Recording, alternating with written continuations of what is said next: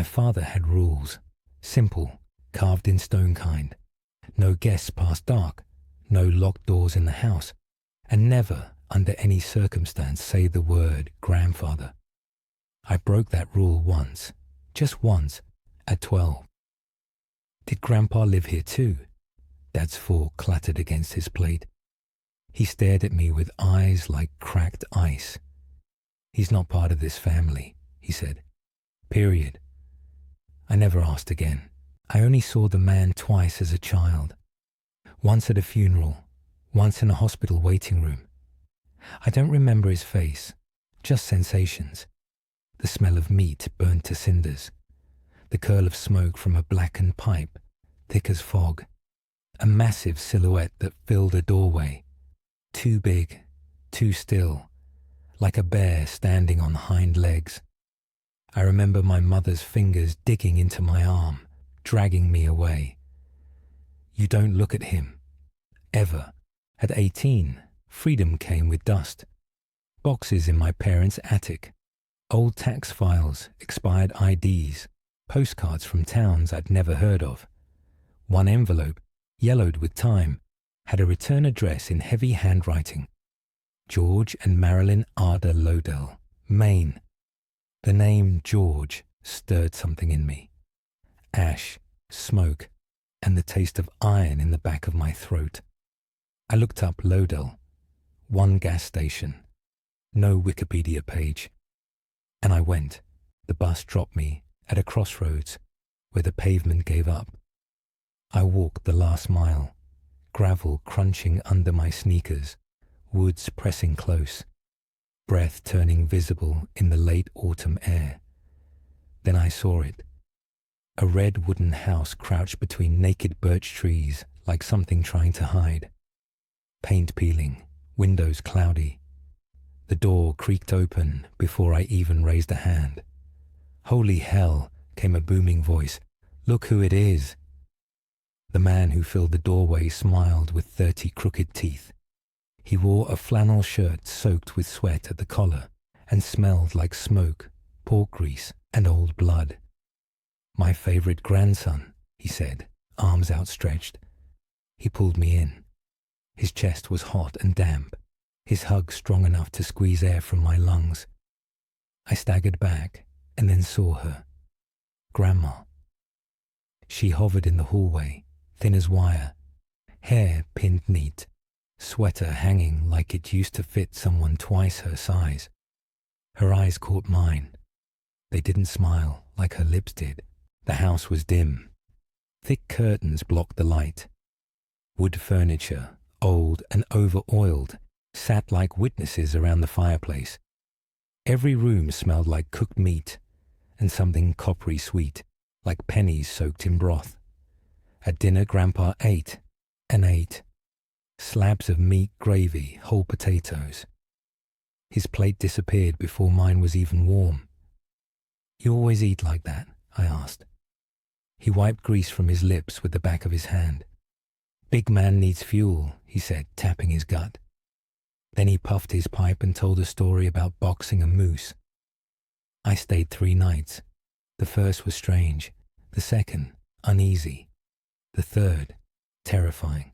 That night, the air felt heavier. I couldn't sleep. I stepped into the hall, and Grandma was there. Her hands trembled. Her voice cracked like dried leaves.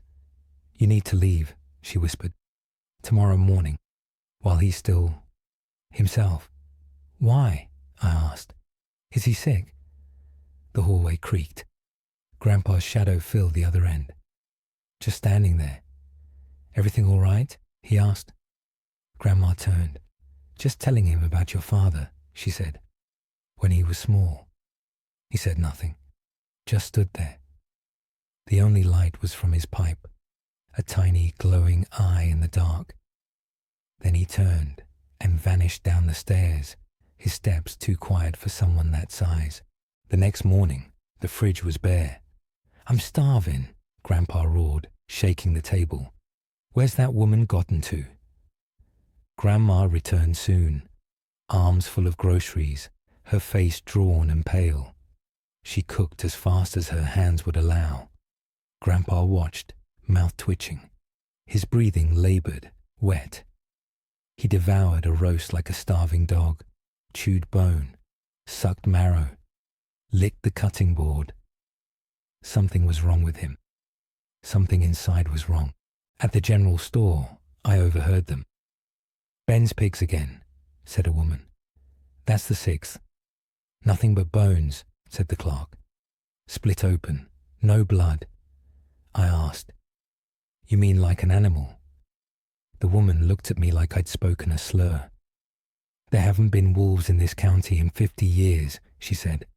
"Whatever it is, it doesn't leave tracks, just empty shells." That night, Grandpa told stories on the porch. Kids gathered on the steps, giggling, shivering, enchanted. A little girl asked, "Mr. Arder, are you ever scared?" He grinned. "Only when the meat runs out," he said, and laughed until he wheezed. The kids laughed too. I didn't. The next day, Grandma whispered again. "We're out," she said. "No more meat, no more flour, not even oats." "Find more," Grandpa growled, voice deep and wrong. "I'm starving." That night, I woke to a sound, not snoring, chewing, wet, gloppy, animal. I crept down the stairs. Grandpa sat in the kitchen, shaking. His pipe was gone. His mouth hung open, jaws twitching, eyes bloodshot and glazed. "Get me food, boy." The voice didn't belong to him. It belonged to something else. That dawn, a child went missing in town. Only bones found. When I returned, Grandpa sat in his chair, bloated, his lips blistered. His pipe smoldered on the floor. "The kids are coming tonight," he said. "They want stories." "No," Grandma whispered. "Not this time. I'll call the police." "You won't do shit," he growled. And then she screamed. Dusk fell fast. The children came, drawn to the porch like moths. They giggled, asked for stories. Grandma tried to stop them. "You don't understand," she wept. "It's not safe." "Let 'em be," Grandpa said from the shadows, his voice thick and wet. He stood slowly and tore apart. His shirt split down the middle. His jaw cracked sideways. His arms melted, skin boiling off. His belly dropped to the floor like a sack of offal. The kids screamed. I ran. I should have helped them. But I didn't. I stayed in the attic, listening, to crunching, to screams that were cut off mid-breath, to Grandpa feeding. At dawn, I crept downstairs. The kitchen was soaked red. No bodies, just stains. Grandpa was gone. Only a blackened trail led to the forest. Months later, I asked Dad, "Why didn't you tell me?" He stared into his coffee. "I prayed you'd never find out." "Then why? Why did you keep me?" He sighed. "Because you were just a baby. George brought you. Said he found you by the river. I didn't ask where. And my real parents?" He didn't answer, but I knew. Now I live alone. But some nights, I smell smoke, hear a pipe crackle, and I wake up hungry, so goddamn hungry.